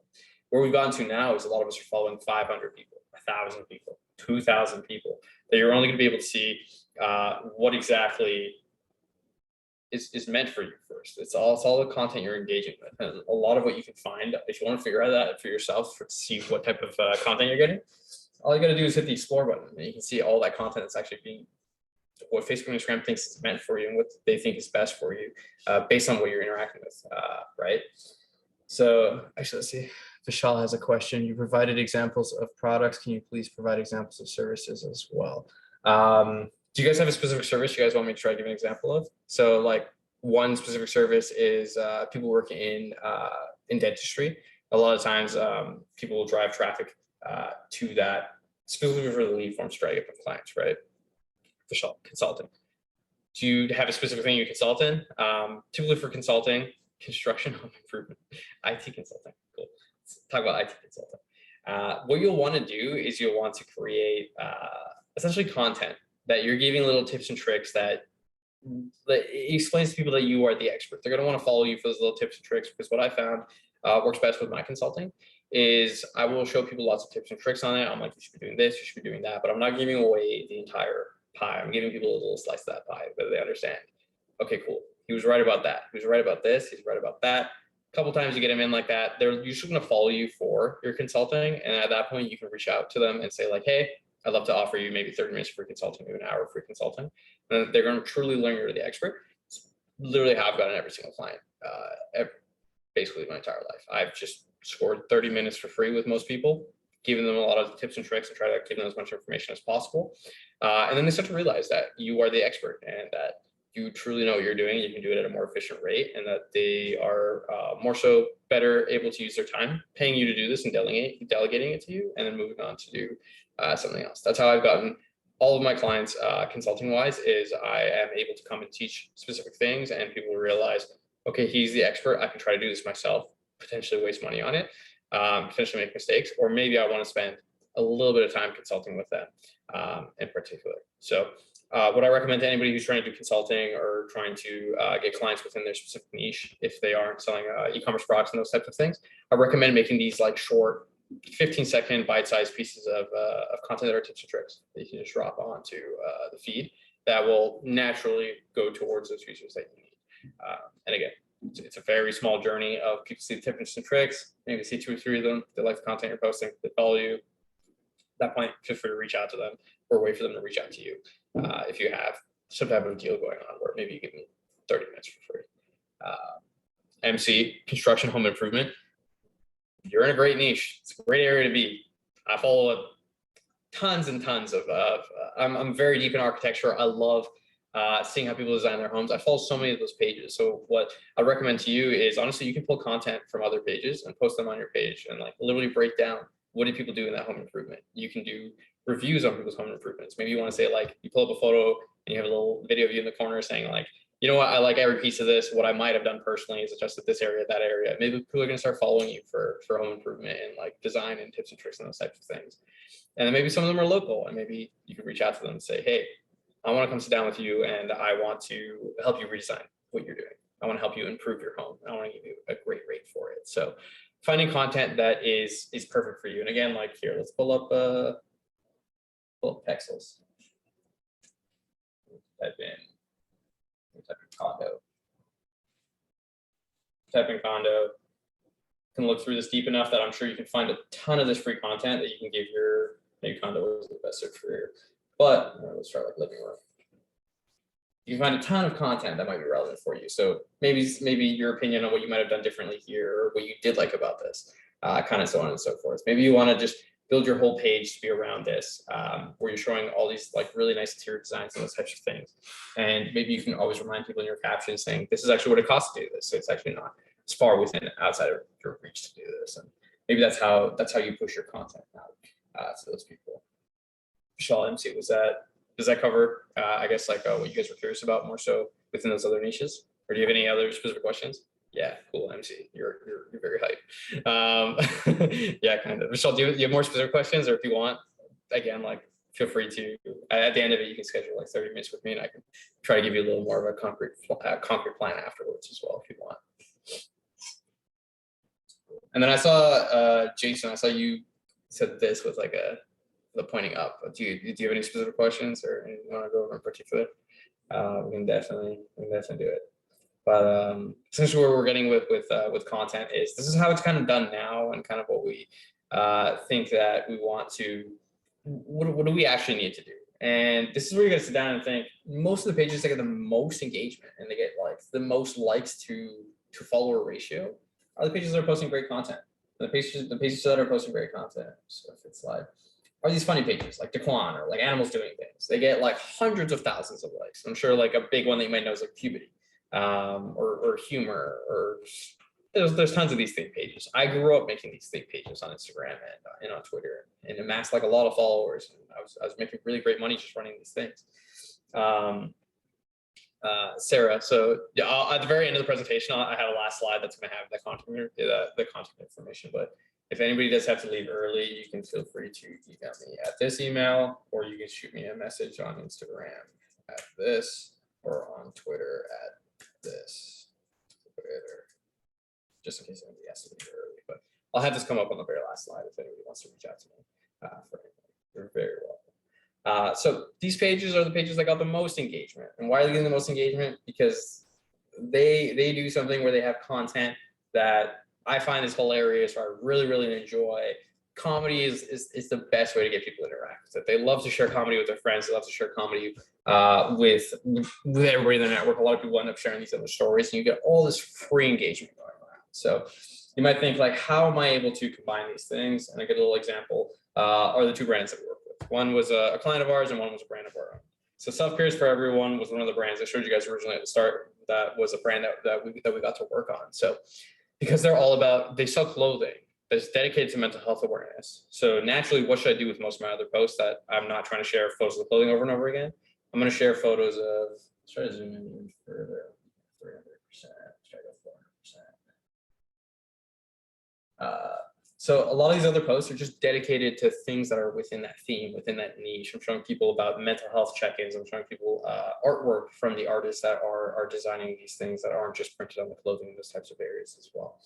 What am I doing on the right side here? Save the Closets. It's a brand dedicated. We sell clothing that we print these cute cat designs on, and it's meant to donate back to cat shelters. We've raised like over $10,000 for cat shelters so far.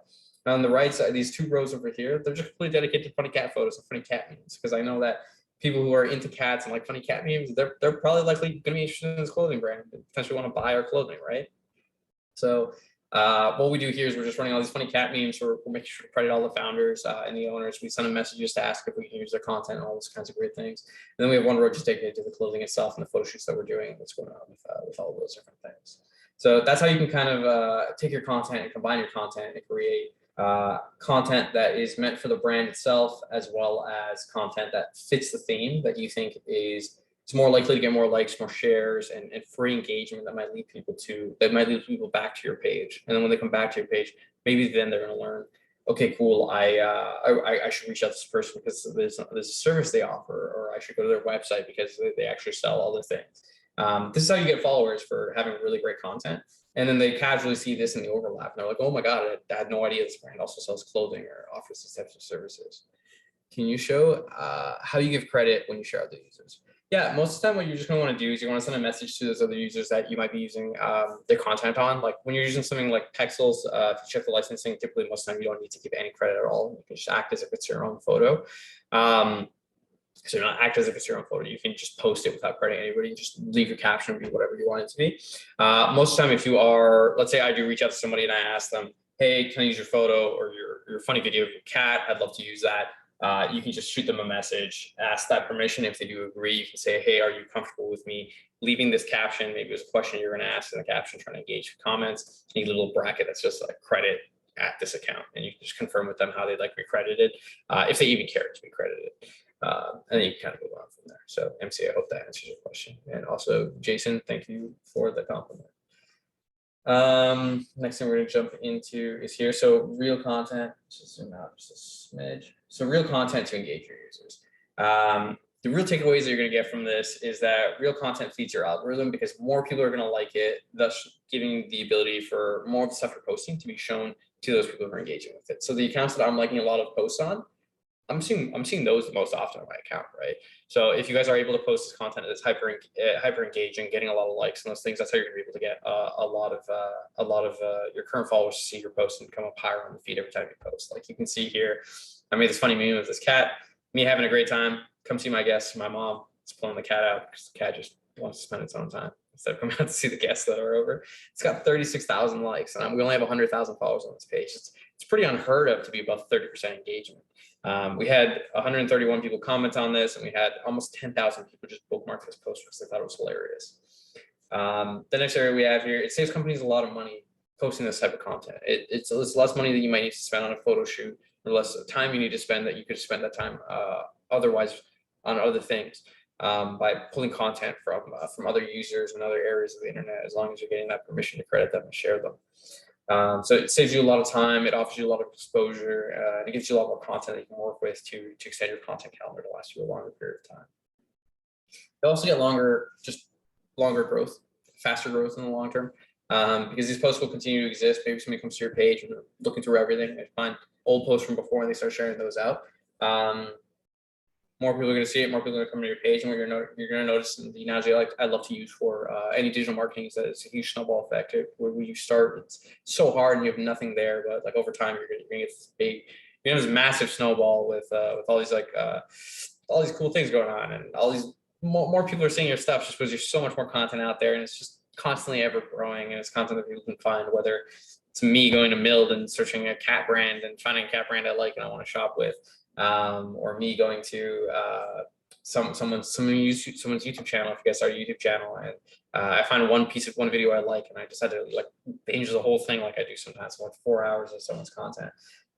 There's just so much more you can do when you incorporate content into a brand as well. And another really great example of that is like Barstool Sports. For anybody here who knows of that company, they post a lot of really great content on top of selling merchandising and all their different apps that they have now, and all these different things that they're trying to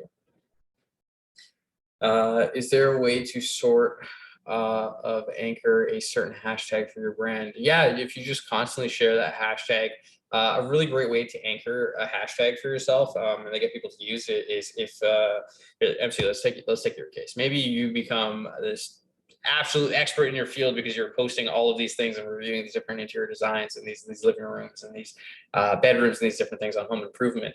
And maybe you have 30,000 followers now, and you're like, how can I anchor this specific hashtag to get used? Well, you can tell people to say, hey, if you want, I will personally do a review of your living space and maybe offer in a prize for one person a week that is using your hashtag. Maybe they can use your hashtag and you go check that hashtag to find those people that you want to do reviews with. So you can just leave that message almost everywhere.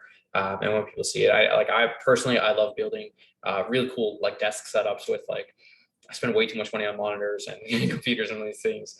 But what I do is I follow a lot of pages dedicated to setups, or they're sharing all these different people's setups, and they have a little hashtag I can use if I want to share my own. If I want to share my own setup, and maybe they're going to see it and they're going to pull that and post that and rate it, give feedback on it. Patrick, does Facebook and Instagram do image recognition to see if the image matches the copy and give me a better reach? Yeah, so you can actually, if you guys did want to get even deeper onto Facebook ads, feel free to reach out to me. I will give you guys some additional tools on where you can learn even more if that's something that interests you and that you guys want to use.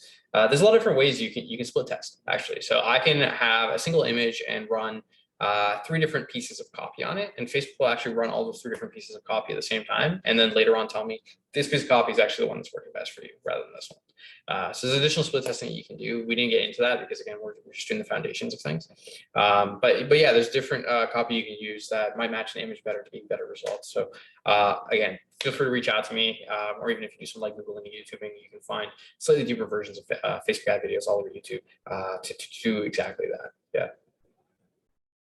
The last thing we're actually going to get into is how to fight the Instagram algorithm. You've gained all of these followers, spending this money, and growing out your account. how are we able to fight the Instagram algorithm as a whole? So the algorithm is self-evolving. So how can I beat it? There's no single person at Facebook or Instagram that's sitting there saying, I don't know, Victoria to see this post in specific, right? Like it is self-evolving. They have written code that is essentially AI that constantly updates and shows you what you are most likely meant to see. It goes both ways. There's one way that it pushes you to things you're meant to see, but realistically, it's also pushing you to things that Facebook believes and Instagram believes will keep you on the platform long, right? Because those are those things that you want to see. There's a couple of ways that you guys can bump your own engagement to your current follower base that you have now grown. And a couple of different things is you just want people to engage with your page. Once they're engaging with your page, whether it's a like, a share, a comment, a bookmark, somebody voting on a poll, somebody visiting your page itself, somebody sharing your stuff, that all feeds into Facebook's algorithm and shows that I genuinely care enough to comment on this person's post or engage with this account enough, or even DM this account enough that they're probably an account that matters a lot to me. And next time they post, they're going to show a bunch of stuff to me. So I'm going to walk you guys through a good amount of stuff that you guys can do on your own posting to make sure you stay within the best engagement possible, essentially. And you're pulling in all your current users, and the money you're spending on your top of funnel to get these followers isn't going to waste, essentially, the way H&M and some of those other brands have it going on. So one thing you can do is take advantage of your stories. There's a lot of different things you can do on stories. One of my favorite things to do on stories is running polls. So you can run polls on virtually anything. People love to vote on polls for absolutely no reason. People are mindlessly scrolling through stories and they're like, oh, yes, this, no, that, yes, this, no, that. Or maybe they're picking colors on things. So something that I did here is I co-own part of a record label here in Toronto that I get to work with a couple of music artists pro bono just to try to help them out and try to help them build what they want to build. So something that I did was I said, well, our record label is throwing a party. Do you want to invite? Yes or no? Regardless of what people voted on. That 7% of my haters that voted no, that didn't care for an invite. They're telling Instagram they care enough to vote on something I'm doing and that there's a likelihood of them being able to see my stuff going forward even more. So doing something like this, if you are running a brand, maybe you want to drop a t-shirt that comes in black and white and you show both the designs there and you say you prefer the shirt in black and white, it's going to get people to vote and engage with it. Maybe you are running a service and you want to offer people once a week, hey, do you want a free audit on your account? And you can just write yes and yes on both sides of the poll, and whoever engages with it is now engaging with you further, and now you can reach out to those people as well. All right, so that's a great way to get some cool consulting gigs if you are getting enough people following you just from doing the cool videos you guys are doing. So polls is very important. What you'll notice is that feed engagement is a lot harder because it's algorithmic. But on stories app, when somebody uploads a story, it goes straight to the front. It is the first story posted. And you have the highest odds of people seeing it. So you naturally get a 10 to 15% reach through your stories, whereas you get a 1 to 10% reach through your feed itself. So that's one really great thing you guys can do on polls. Next thing I want to take a look at is post sharing. Again, because you have so much better reach on stories, when you do make a post, you can hit the little airplane button, little paper airplane button to share it. Instead of sending it to somebody, you can post on your own story so that when it's posted on your own story, more people are able to come and see it. Next thing we're going to get into is post tagging. So this is cool. There's a lot of different things you can do with this depending on what exactly you're doing. I remember I was giving a speech at Ryerson several years ago, and somebody asked me, hey, like, how can I take advantage of post tagging when I'm a photographer? I don't sell a product or anything like that. One of the reasons I love showing post tagging is because people love to associate a brand with a real person. People love to associate brands with different people. So although I might be a photographer and I have a photography account, I'm going to tag my personal account. So every time people see that, typically when you see someone's tagged in there, a lot of people have an urge to see who are these people tagged. They'll tap this little tag icon and see who are the people tagged, right? And they'll actually jump to that account. So for brands, what I recommend typically doing is tag yourself. Show people that you're not just a brand. Show people that there's more to this and there's a real person behind it. It helps solidify that this isn't a scam if you are a small company, and all those other types of things. But again, on the flip side, like that photographer asked me, he's like, what do I do? What I told him, I told him like, hey, you could find a couple of other photographers in your niche that have maybe similar photography that if I'm following you, maybe I would want to follow them as well. It's not to say that I'm not going to follow you anymore. I'm only going to follow them. I probably want to follow multiple the way I follow upwards of 10 different interior design accounts and fashion accounts, kind of so on and so forth, right? So I told them, I was like, maybe you should make a small little team where it's you and 3 other people. That way you can tag 3 of them in the corners of all of your photos, and you all do that for each other. That way you're driving a little bit of traffic to each other every time you're making a single post. So you can all kind of grow together, and it's a free way to grow. or if you have multiple pages yourself that are around the same niche, around the same content, this one's big and I want to grow this one and I know it will grow well. And I don't want to post like a full shout out and annoy my followers saying go follow that account. Just tag them in the little corners and they're probably going to end up going over there as well. Next thing we're going to get into is photo dimensions. Photo dimensions are significantly important, especially on the feed. You see on the left side, I have a photo of myself and my friends. We are paddle boating in downtown Toronto. And on the right side, I have a photo of me and one of my friends at his birthday, where I have a piece of pizza hanging out of my mouth. So the photo on the left got about 300 likes. The photo on the right got about 600 likes. What was the real difference here? Simply just the dimensions that we used. The photo on the left is landscape. And what you can imagine is because our phones are getting so much bigger nowadays, that there's the likelihood that I'm going to see the photo above here and the photo below here. I've just cropped this simply for this image. But the odds are is that if there's something more eye-catching above or below, I'm going to completely lose this person. How often do you guys actually see landscape photos on Instagram? It's very rare, let alone even seeing an Instagram ad that's landscape. Because as I'm trying to take in this image, it's just so distracting to see any of those other things, any of those other colors that might be vibrant enough to grab my attention. I'm not very spending much attention on landscape photos, and I'm sure most of you guys aren't either. There's a photo on the right. This is actually a 4x5 dimension, which is one of the things that, like we discussed earlier when we were looking at this Facebook ads, what are the best dimensions to use for Facebook ads? I usually do recommend 4x5, simply because 4x5 is the largest size that any feed will let you use, whether it's Facebook, Instagram, and a lot of other platforms. And what tends to happen here is psychologically, I take in this entire image. There's nothing here to distract me. I can't see the photo above. I can't see the photo below. Absolutely nothing to distract me, right? So I'm giving it my full attention. I'm just like looking at it completely. So that's why photo on the right, double the amount of engagement. Maybe people enjoy seeing a pizza hanging out of my mouth. Honestly, I don't think that's it. I think they just got a lot more attention placed on here rather than on anything else. Next thing we're going to get into is the meme method. If you guys are running a brand, or let's say you guys want to get into influencer marketing and you want to buy posts from a company. So we were working with a jewelry brand that sold rings. And something that we did was we reached out to rings.ig, which is a 200,000 follower page on Instagram that posts jewelry. And we asked them to buy a post from them. Most people just post maybe just this photo of this ring. But what we did is we went a little step further. And what we did was we created a whole meme around it. We have these two photos of this ring. This is something we did on Twitter. We took a screenshot, cropped it, and brought it over for them. We said, hey, can you post this? And we wrote at SOZU ring. This got 600 comments. And this is kind of like an old method that got popular on Facebook quite a long time ago, was people would make memes like this saying, at A owes you pizza, at B owes you this. And what people end up doing is they go to comments and start tagging all their friends. They type in at S, the first person that comes up, maybe it's like Sarah or something like that. They tag their friend Sarah. Sarah, you owe me this ring. And that's leading to a ton of comments and a ton of extra engagement. That's that's feeding the Instagram algorithm, feeding the Facebook algorithm. So a lot of these posts get shared even further. I think this page on average got like 2,000, 3,000 likes typically. But in this case, it got 600 comments. It got way more reach and engagement. So although the page charged us a specific amount to buy a post from them, what we did simply was just maximize the amount of reach that we were going to get. So using the meme method, which is simply the at SOs, you were doing something funny and trying to engage content within the actual brand itself, rather than just posting a photo of the ring or the clothing or whatever it might have been. It's helped get us a lot more bang for our buck, essentially. So definitely something to think about if you guys are trying to use these types of things. Sarah definitely works, but a lot of my friends' gifts with stuff of that, right? Let me just catch up on these comments here. Patrick, yeah, we already answered that one. Marilyn, what does it mean when my Facebook business page has new views? Who are these people? They're just simply people. Like Facebook's naturally just automatically typically shares your stuff to a couple of people. So they're trying to keep you engaged by showing you you have new views. You can probably just go to the actual page itself, click the views of the post that you're running.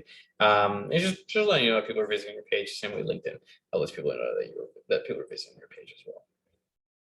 So we got two more slides. Shoppable feeds. I always recommend people that anybody who's running a business or running a service of some kind, you want to constantly remind users of what it costs to use your service. Instead of me having to come all the way to your website to figure out what this costs, what this photo shoot costs, what this consult costs, what anything costs, you can actually build shoppable feeds within Instagram.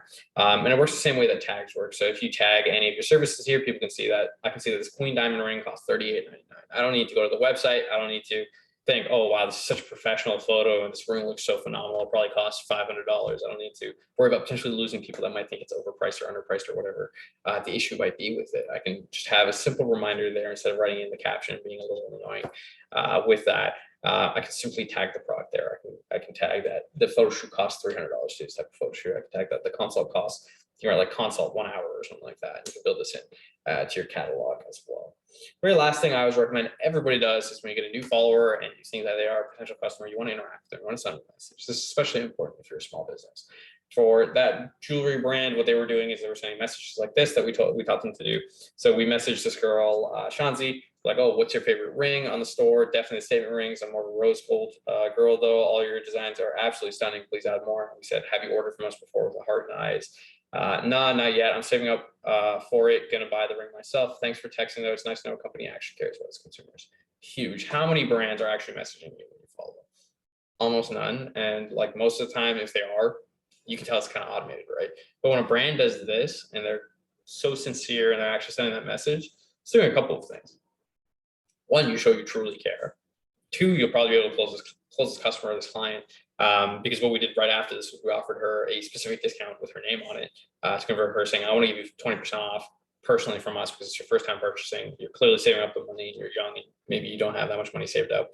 And then three, how many people are you actually direct messaging this much? Maybe your top 5, top 10 friends, top 15 at the max of those 1,000 people that you follow. So you building this type of rapport and going back and forth, even 10, 20 messages and that kind of stuff, it's a little bit of work, yeah. One, you might make the sale. Two, you're probably strengthening your algorithm with this person so much that next time I post, for sure she's going to see this because now I'm in her top maybe 5, 10, 15 accounts that she's interacting with, right?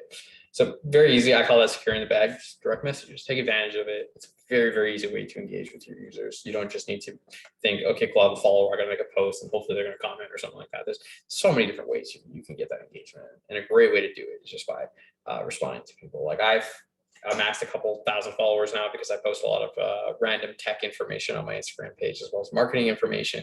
A lot of those people comment. I don't necessarily follow them back, but I still interact with them when they leave me a comment or ask me a question in my direct messages and those types of things. So we do have about 14 minutes left. I'm going to leave this last slide up for you guys. If anybody's any questions or if you guys want to reach out for that free like 30-minute consult to ask questions and figure some stuff out, feel free to email me. It's just abtin@northrn.com. Again, there's no E in the word Northern. We had to do that to avoid any potential copyright on the company name, if anybody's curious about that. If you guys want to message me on Instagram, you guys can go to abtxn.com.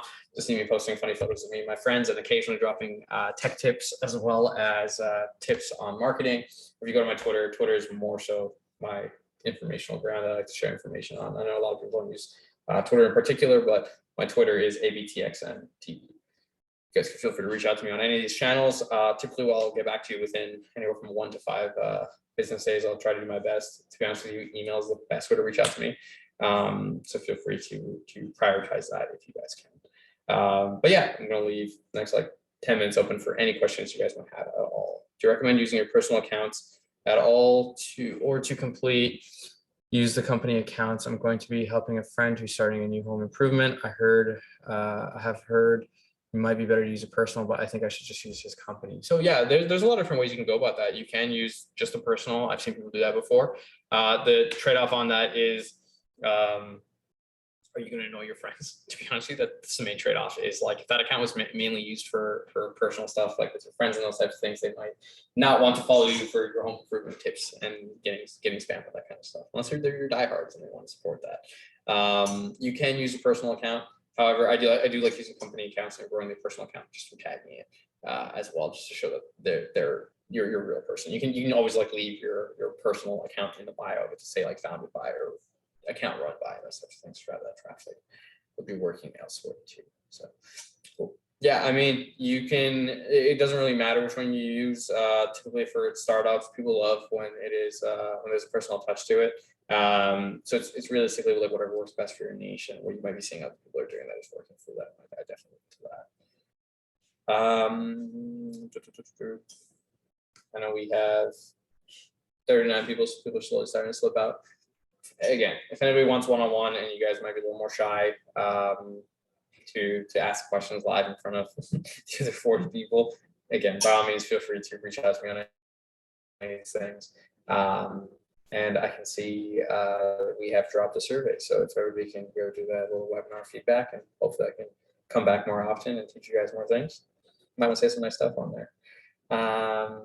So yeah, I'll just leave the chat for like a little bit. You guys can ask some questions. If there's no questions, then we should be good to go. As well, you guys can pop in and turn your mics off if you want to ask questions. So type in the chat. Yeah, definitely. So make sure to make use of Apton while he's here. I think we have a couple more minutes. So once again, whether it's a chat or if you'd like to unmute, make use of this opportunity.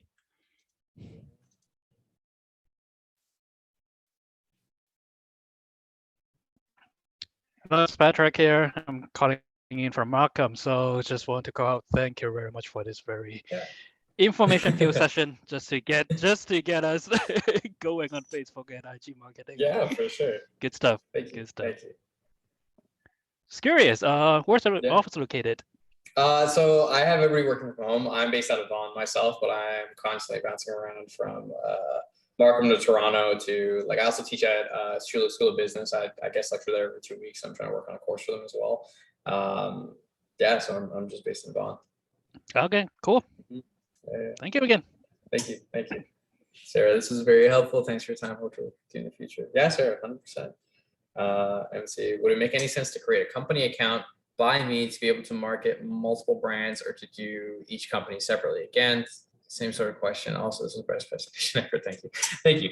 Okay, MC, basically what you can do with this is, if you are creating a type of account that is like a media-based account, where like a lot of people create like a magazine of some kind, right? Like entrepreneur.com, like they share all these different stories, and then they also work with brands to promote them.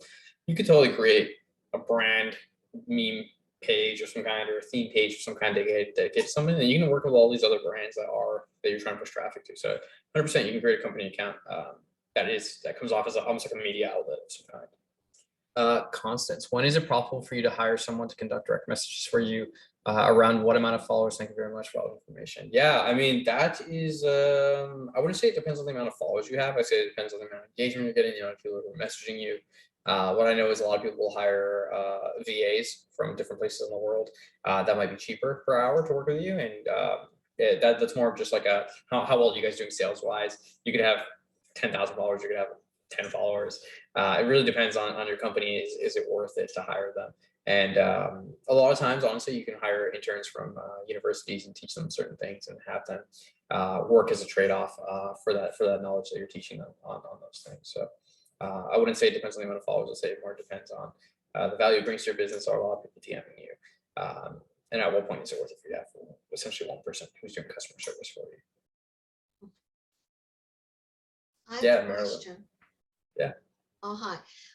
So I do have a person that helps me with social media, and she's the one that does the various posts on Instagram and Facebook, sharing them.